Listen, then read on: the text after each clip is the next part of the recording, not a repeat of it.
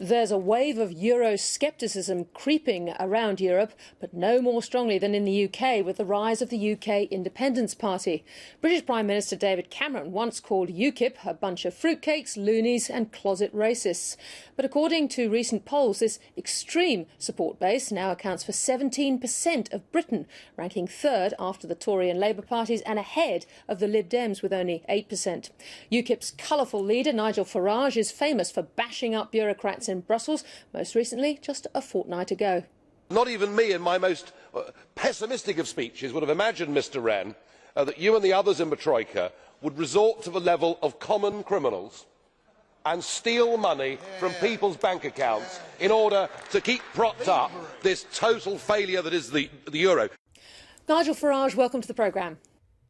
Well, let's get straight to it. Britain's Deputy Prime Minister Nick Clegg has said that if Britain left the EU, jobs would be at risk, perhaps 1 in 10, and a Britain in isolation costs jobs. Well, some jobs would be at risk.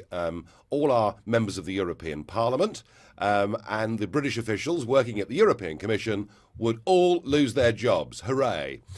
As for real jobs, there's this sort of bizarre idea that people like Nick Clegg, who of course has never had a job in his life outside the world of politics, this bizarre idea that if we weren't together in a political union, we wouldn't go on doing business with each other. All across the world, countries trade with each other. Your country does a lot of business now with Japan and with China, and you buy and sell products from each other without being in a political union. And the second point Clegg forgets is that when Britain leaves the European Union, which now appears to be pretty much inevitable, it's just a question of when, do you think Mercedes and Audi and Volkswagen will not want to sell their cars in Britain? They sell us far more than we sell them. It's in their interests to have a good, simple free trade deal, even more than it's in ours.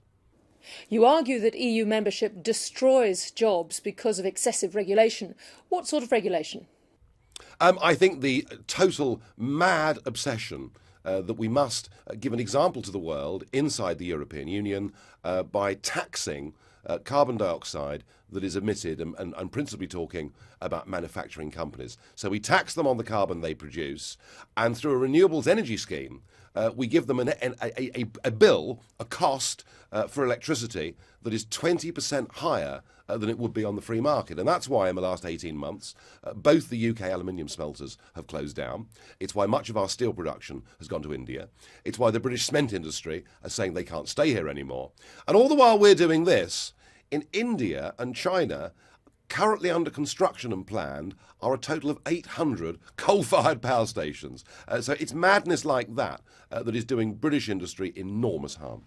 And of course the carbon price has at least partly collapsed in Europe. Yes, it has. I mean, that's absolutely right. It has. And I mean, I very much hope that the whole carbon regime itself collapses. But you know, it's all well and good having high-minded ideas, but there is little point in worrying too much about it if, as I say, the Indians and Chinese are busy building 800 coal-fired power stations. We've just seen you in the European Parliament having a go at Olli Rehn and others in the Troika for being common criminals with Cyprus. It seems to be something of a UKIP national sport, bashing up Brussels bureaucrats, but they don't seem to react very much.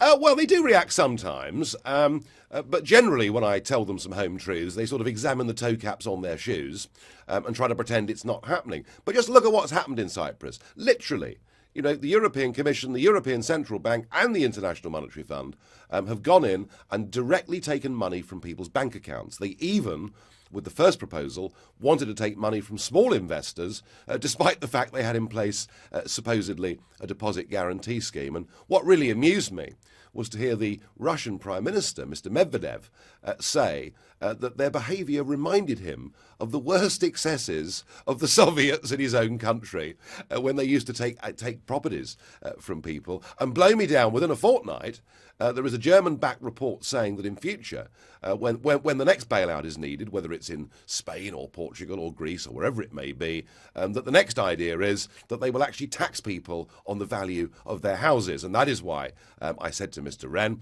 that I believe the European Union has now become the new communism.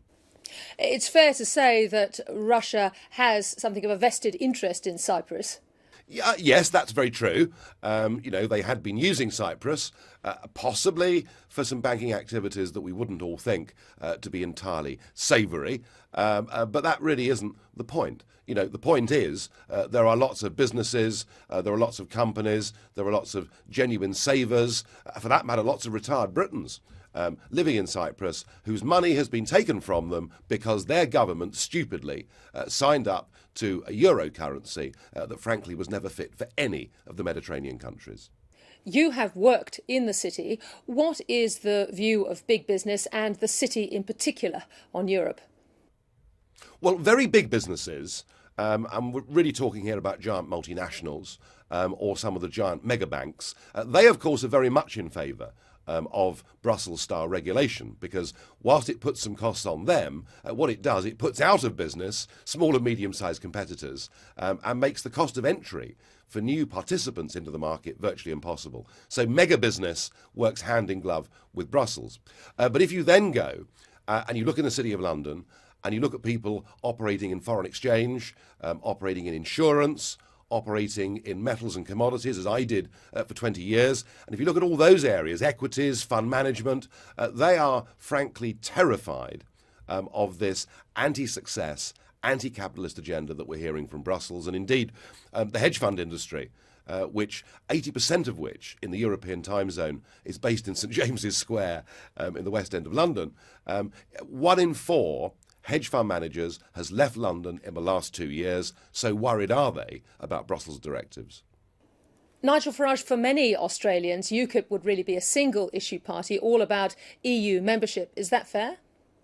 Well, what we're all about is getting this country back to being what it should be, and indeed what many Australians gave their lives to defend it being, namely an independent, self-governing, democratic nation. That is what we've thrown out of the window by signing up to something that was called a common market that has now morphed into a political union. 75% of our laws are now made somewhere else. The British government is utterly impotent.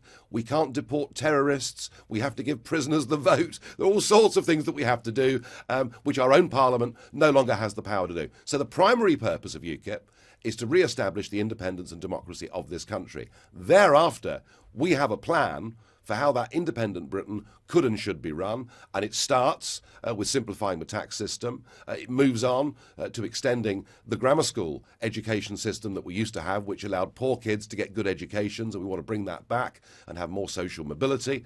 And we want to have an immigration policy that is modelled on what you do in Australia and not the current open door scenario that we have here. And you've been very vocal about Eastern Europeans. Well, we have. I mean, it's very interesting. We opened up the doors to Poland and 7 other Eastern European countries in 2004. And the government said this would lead to an increase of 15,000 people a year coming to Britain. I said hogwash. It'll lead to a lot more than that. And indeed, over 1 million have come. Over 1 million. And we now have large sectors of our market towns and our cities that are non-speaking areas where English doesn't exist at all. We have a huge oversupply in the unskilled labour market at a time when 1 million British youngsters cannot get a job. And now we're about to extend this to Romania and Bulgaria. And I was in Bulgaria last week. I spent 3 days there. I've got to tell you, the poverty in that country is truly shocking to see.